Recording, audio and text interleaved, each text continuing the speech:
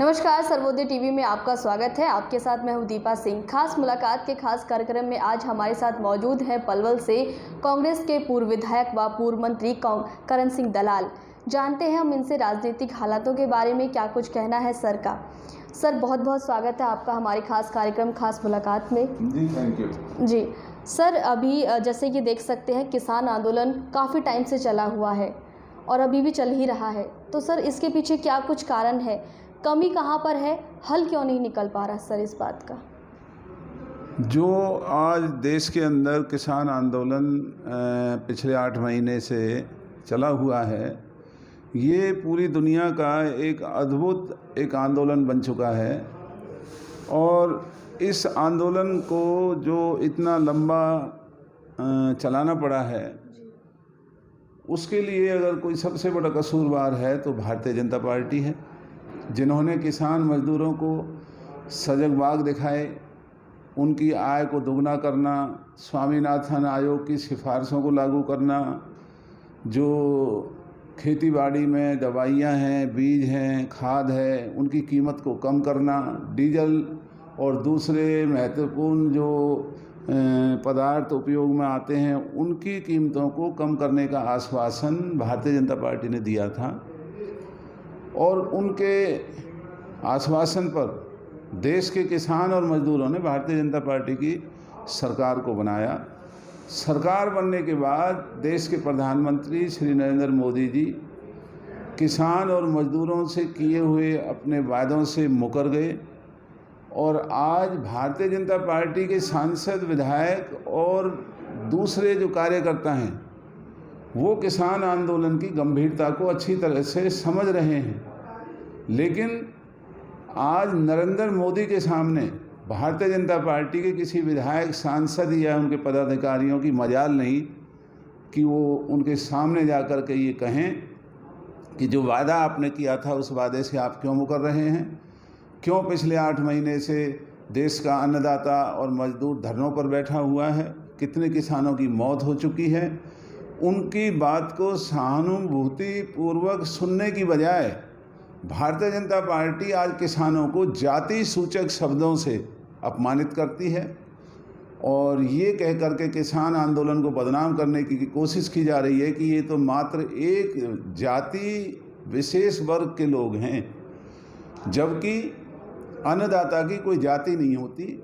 आज धरनों पर हर बिरादरी, हर जाति का जो भी जांबाज आदमी देश और किसान और मजदूरों के दर्द को समझता है वो वहाँ धरने में शामिल होता है, धरनों पर बैठे हुए हैं।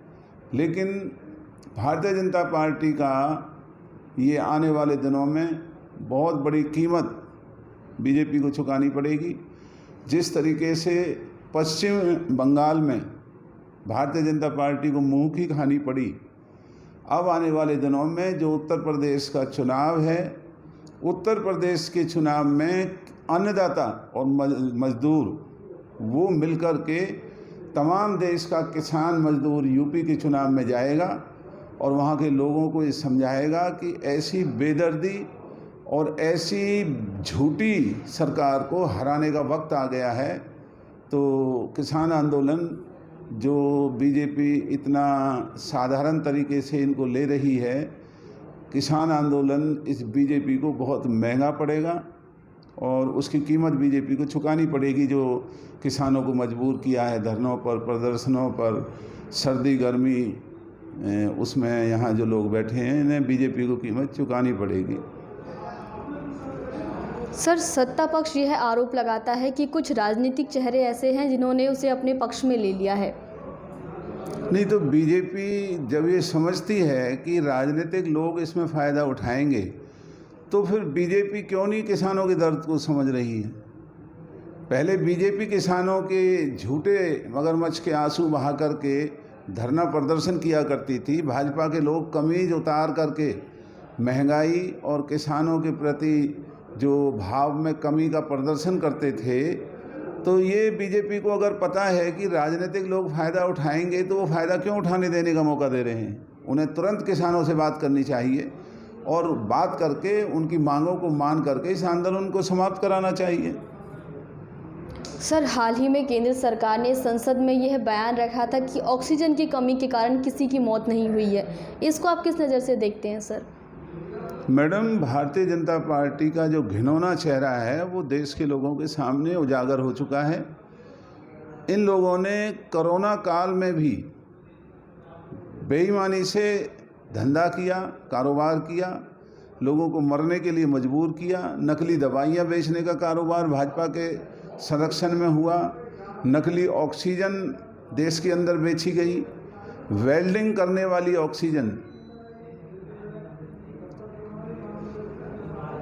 वेल्डिंग में इस्तेमाल होने वाले गैस को ऑक्सीजन बना के बेचने का भारतीय जनता पार्टी ने काला धंधा किया और पूरे दुनिया के सामने जो देश को अपमानित होना पड़ा कि इतने बड़े विशाल देश में लोगों को बचाने के लिए सरकार के पास ऑक्सीजन नहीं है, दवाइयाँ नहीं हैं, बिस्तरे नहीं हैं, डॉक्टर नहीं हैं और कालाबाजारी को नहीं रोक सके। आज तक कितनी मौत हुई, इन मौतों का आंकड़ा नहीं दे सके। भारतीय जनता पार्टी केवल लोगों के जज्बातों के साथ खेलना चाहती है। लोगों को धर्मों में, जातियों में, वर्गों में बांट करके अपने गुनाहों को छुपाने का जो काम भारतीय जनता पार्टी कर रही है, ये अब देश के लोग इनकी मंशाओं को अच्छी तरह से समझ चुके हैं और आने वाले दिनों में जो भी चुनाव देश के अंदर आएगा, भारतीय जनता पार्टी को पश्चिमी बंगाल का हशर इनको देखना पड़ेगा। आने वाले दिनों में बीजेपी का इस देश के अंदर कोई ठिकाना नहीं रहेगा।